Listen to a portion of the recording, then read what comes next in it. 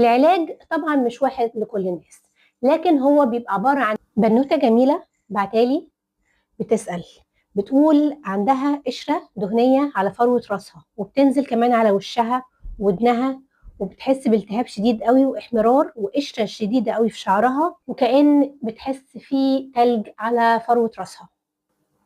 وشك بيحمر وبيشقق، والقشرة عاملة زي ما تكون كتل تلج على فروة راسك، وورا ودنك في التهاب.